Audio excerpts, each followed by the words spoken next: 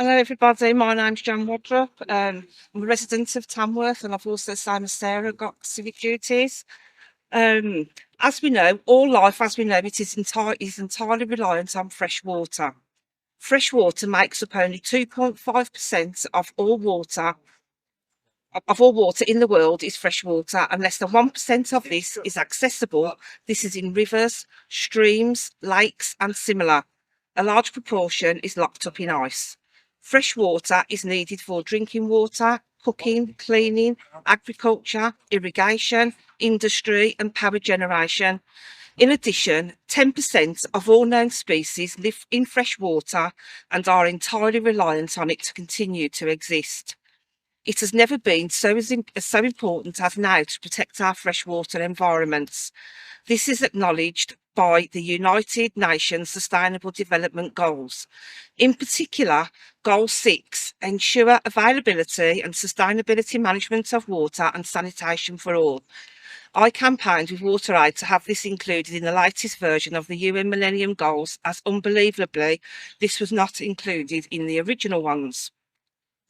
Sewerage discharges into freshwater systems result in changes to the delicate nature balance of the system by the introduction of substances, germs, bugs, pathogens and parasites that would not normally be there without humans' activity putting it in.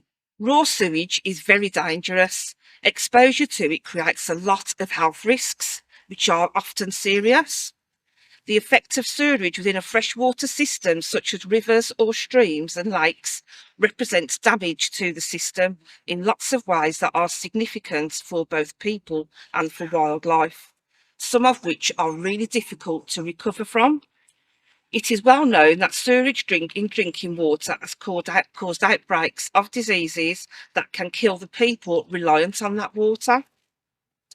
Cholera, for example, typhoid fever, diarrhea, and other bacterial infections such as salmonella, viral infections such as poliomyelitis, as detected in London wastewater last year, 2022, and parasite infections such as a variety of worms, including potentially tapeworm and other pathogens and cryptosporidium.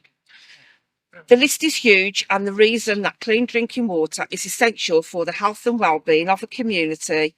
These risks are not just from drinking contaminated water, but also from contact, putting people and animals at risks through any contact with contaminated water with raw sewage in it.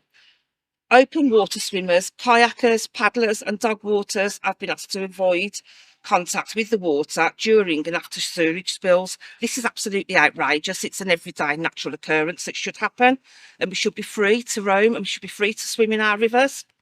Fresh water is also used in crop irrigation, and if contaminated, those pathogens and parasites can also contaminate our food crops if contaminated water is used for that irrigation. Sewage pollution can also cause rapid algae growth, starving rivers of the oxygen that the insects, fish and other wildlife need to live, and hitting other species, all the way to the top of the food chain, including otters and kingfishers. This is because the matter in the sewerage, pee and poo, is made up of nutrients that are very rare in natural freshwater systems. The nitrates in ammonia in the wee and the organic solids in the poo put nutrients, another name for food, into the water in such a way that fast-growing things like algae can grow rapidly. The oxygen they use to do so takes the oxygen out of the water, preventing plants and animals from surviving in such poor oxygen conditions, and also disrupting the normal way the system works, and can lead to algal blooms, where the growth of algae causes toxins to build up in the water, resulting in mass fish die-offs and other devastating consequences to people and wildlife. Lastly, over the course of 2020, the figures show that the discharges from Severn Trent went on for 558,698 hours between them, equivalent to 23,279 days, or 64 years.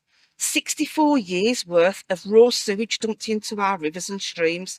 by Seven Trent, and this was also recorded by ITV News Central.